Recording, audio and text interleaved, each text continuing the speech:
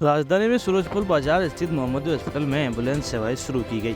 वहीं तकनीकी को लेकर आईसीयू इकाई और एनआईसीयू का भी कार्य पूर्ण होने के बाद जल्द शुरू हो पाएगा।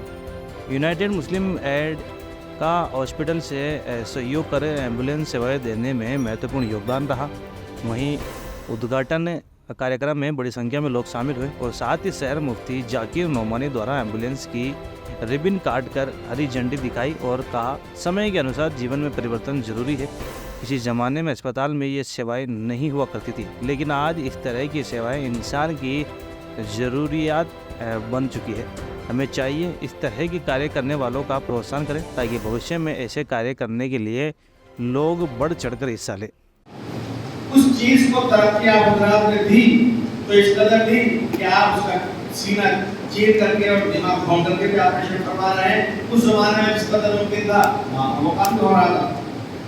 तीसरी चीज हदीस पाक में ये दागना, एक तवा यानी कि दागना, दागने के जरिए से भी इलाज हुआ करता था। मैंने जब उनकी किताब उसमें 12 हदीसों का ज़खीरा जमा है एक साथ, उसमें बताया कि एक सहाबी का इलाज कांटे का शरीर से किया गया था।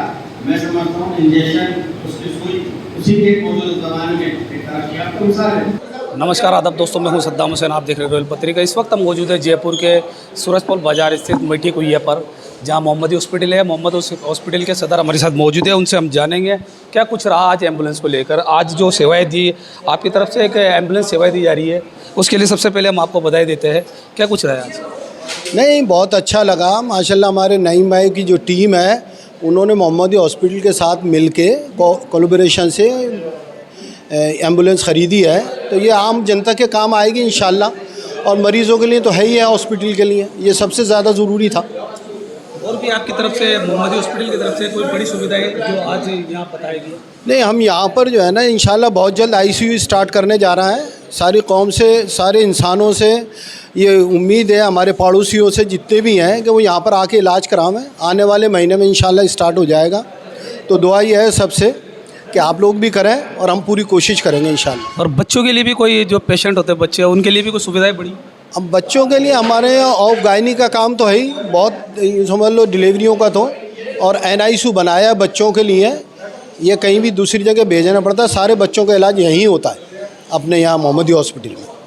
तो या मोहम्मदी हॉस्पिटल के सदर ने बताया कि अभी जो एम्बुलेंस की सेवाएं तो यहाँ से दी जा रही है, उनके लिए उनको मुबारकबाद भी दी और बताया गया है कि यहाँ आईसीयू के एक महिलाओं के लिए जो स्पेशल आईसीयू के लिए भी एक आईसीयू भी बनाया गया है और बच्चों के लिए एनआईसीयू भी बनाया गया है।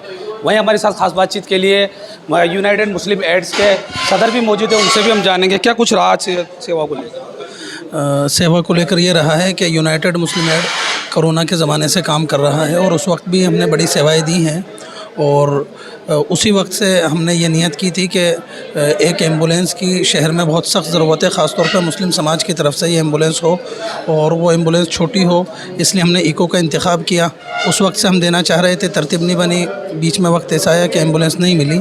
लेकिन अब अल्हम्दुलिल्लाह हमारे सभी जो पार्टनर्स एनजीओज़ हैं, जिनका नाम हमने बैनर पर भी दिया है, उन सब के साथ मिलकर और मोहम्मदी हॉस्पिटल के कोलैबोरेशन से आज जो हमारा ये पुराना प्रोजेक्ट था और सबसे अहम और सबसे पहला प्रोजेक्ट था, ये अल्लाह के फ़ज़ल से पाया तकमील तक पहुंच गया। और हम ये चाहेंगे कि ये पहला तो है लेकिन ये आखिरी ना हो, इसमें हम भी आगे बढ़ें और जो दूसरे लोग हैं समाज में किसी भी तरह से अल्लाह रब्बुल इज़्ज़त ने उनको आगे बढ़ाया है, वो समाज के इस काम के लिए, ख़ास तौर पर चिकित्सक फील्ड के लिए आगे आएँ। और हम भी इस पर काम करेंगे और मोहम्मदी हॉस्पिटल भी काम कर रहा है और इंशाल्लाह आगे बढ़ने का ही इरादा है। वहीं हमारे साथ यूनाइटेड मुस्लिम एड्स के सेक्रेटरी मुजाहिद अख्तर मौजूद है, उनसे भी हम जानेंगे क्या कुछ रहा आज एम्बुलेंस की सेवाएं जो दी जा रही है मोहम्मदी हॉस्पिटल की ओर से। क्या बड़ा पैगाम के संदेश देना चाहिए? ये एक्चुअली क्या है कि जब कोविड आया था, कोविड के आने के बाद हम लोगों ने मुस्लिम मुसाफिर खाने में एक हेल्प डेस्क शुरू की थी। वहाँ पे हमने ये महसूस पाया कि मुस्लिम इलाकों के अंदर एम्बुलेंस की बहुत बड़ी कमी है।